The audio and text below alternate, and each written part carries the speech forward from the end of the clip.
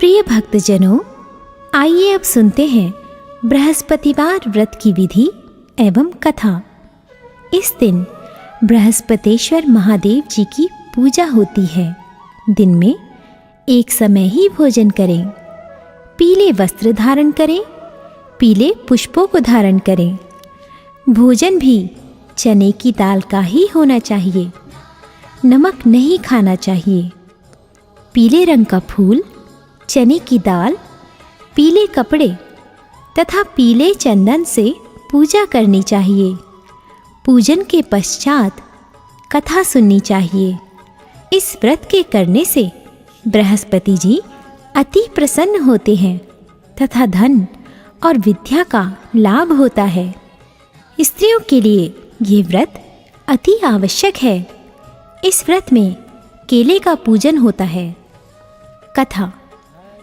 किसी गांव में एक साहूकार रहता था, जिसके घर में अन्न, वस्त्र और धन किसी की कोई कमी नहीं थी, परंतु उसकी स्त्री बहुत ही कृपण थी। किसी भिक्षार्थी को कुछ नहीं देती, सारे दिन घर के कामकाज में लगी रहती। एक समय एक साधु महात्मा बृहस्पतिवार के दिन उसके द्वार पर आए और भिक्षा की याचना की। स्त्री उस समय घर के आंगन को लीप रही थी। इस कारण साधु महाराज से कहने लगी कि महाराज, इस समय तो मैं घर लीप रही हूँ, आपको कुछ नहीं दे सकती, फिर किसी अवकाश के समय आना। साधु महात्मा खाली हाथ चले गए। कुछ दिन के पश्चात वही साधु महाराज आए, उसी तरह भिक्षा मांगी। साहूकारनी उस समय लड़के को खिला रही थी। कहने लगी, महाराज, मैं क्या करूं, अवकाश नहीं है, इसलिए आपको भिक्षा नहीं दे सकती। तीसरी बार महात्मा आए तो उसने उन्हें उसी तरह से टालना चाहा, परंतु महात्मा जी कहने लगे कि यदि तुमको बिल्कुल ही अवकाश हो जाए तो मुझको भिक्षा दोगी? साहूकारनी कहने लगी कि हाँ महाराज, यदि ऐसा हो जाए तो आपकी बड़ी कृपा होगी। साधु महात्मा जी कहने लगे कि अच्छा, मैं एक उपाय बताता हूँ।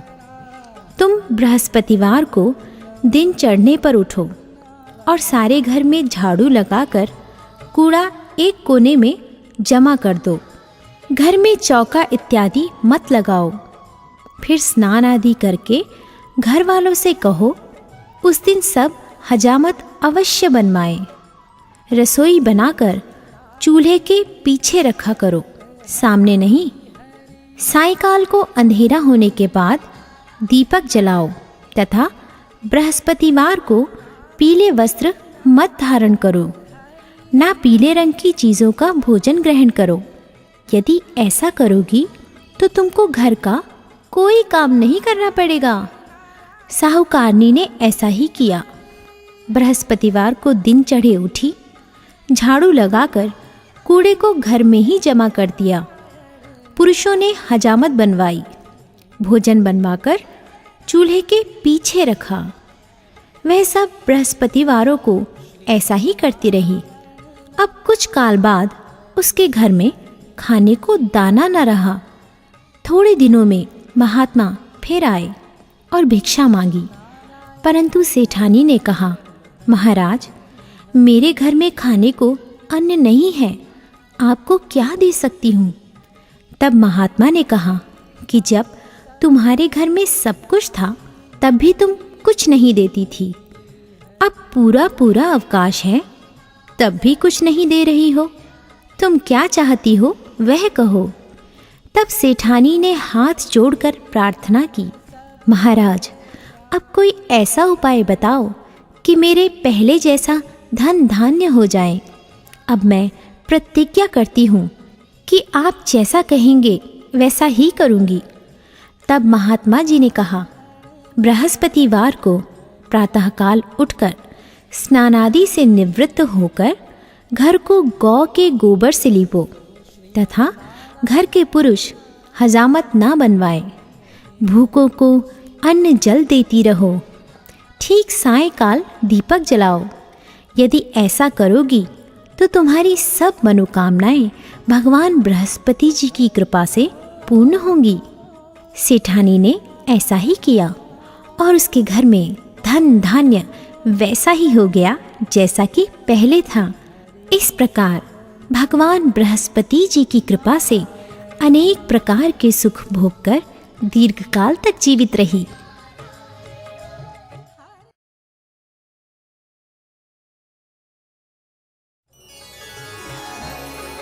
प्रिय भक्तजनों, आइए अब सुनते हैं बृहस्पतिवार की दूसरी कथा। एक दिन इंद्र बड़े अहंकार से अपने सिंहासन पर बैठे थे और बहुत से देवता, ऋषि, गंधर्व, किन्नर आदि सभी सभा में उपस्थित थे।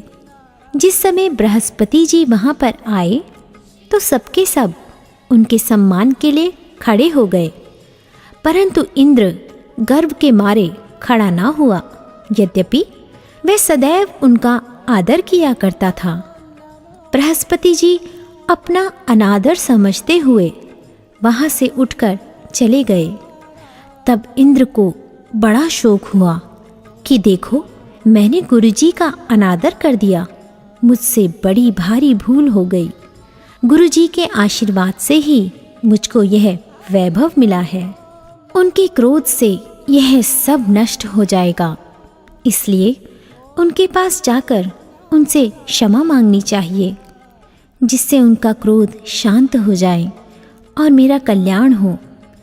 ऐसा विचार कर इंद्र उनके स्थान पर गए।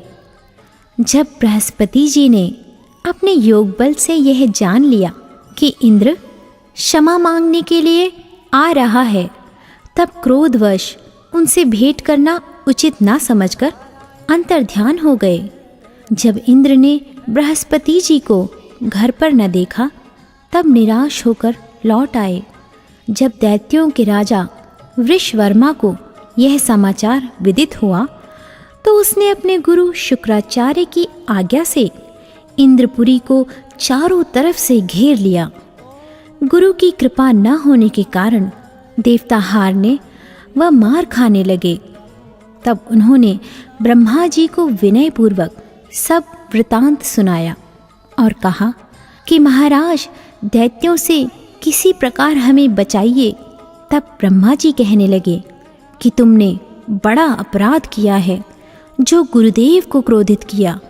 अब तुम्हारा कल्याण इसी में हो सकता है। त्वष्टा ब्राह्मण का पुत्र विश्वरूपा बड़ा तपस्वी और ज्ञानी है, उसे अपना पुरोहित बनाओ तो तुम्हारा कल्याण हो सकता है। ये वचन सुनते ही इंद्र त्वष्टा के पास गए और बड़े विनीत भाव से त्वष्टा से कहने लगे कि आप हमारे पुरोहित बनिए, जिससे हमारा कल्याण हो। तब त्वष्टा ने उत्तर दिया कि पुरोहित बनने से तपोबल घट जाता है, परंतु तुम बहुत विनती करते हो, इसलिए मेरा पुत्र विश्वरूपा पुरोहित बनकर तुम्हारी रक्षा करेगा।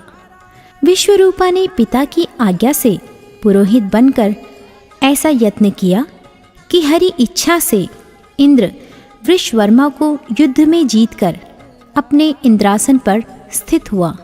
विश्वरूपा के 3 मुख थे। एक मुख से वह सोमपल्ली लता का रस निकाल पीते थे, दूसरे मुख से वह मदिरा पीते और तीसरे मुख से अन्नादि भोजन करते। इंद्र ने कुछ दिनों उपरांत कहा कि मैं आपकी कृपा से यज्ञ करना चाहता हूँ। जब विश्वरूपा की आज्ञानुसार यज्ञ प्रारंभ हो गया, तब एक दैत्य ने विश्वरूपा से कहा कि तुम्हारी माता दैत्य की कन्या है, इस कारण हमारे कल्याण के निमित्त एक आहुति दैत्य के नाम पर भी दे दीजिए तो अति उत्तम हो। विश्वरूपा उस दैत्य का कहा मानकर आहुति देते समय दैत्य नाम भी धीरे धीरे से लेने लगे। इसी कारण यज्ञ करने से देवताओं का तेज नहीं बढ़ा। इंद्र ने यह वृतांत जानते ही क्रोधित होकर विश्वरूपा के 3 सिर काट डाले मद्यपान करने से भंवरा, सोमपल्ली पीने से कबूतर और अन्न खाने के मुख से तीतर बना। विश्वरूपा के मरते ही इंद्र का स्वरूप ब्रह्म हत्या के प्रभाव से बदल गया। देवताओं के 1 वर्ष पश्चाताप करने पर भी ब्रह्म हत्या का वह पाप न छूटा, तो सब देवताओं के प्रार्थना करने पर ब्रह्मा जी बृहस्पति जी के सहित वहाँ गए। उस ब्रह्म हत्या के 4 भाग किए, उनमें से 1 भाग पृथ्वी को दिया। इसी कारण कहीं कहीं धरती ऊंची नीची और बीज बोने के लायक भी नहीं होती।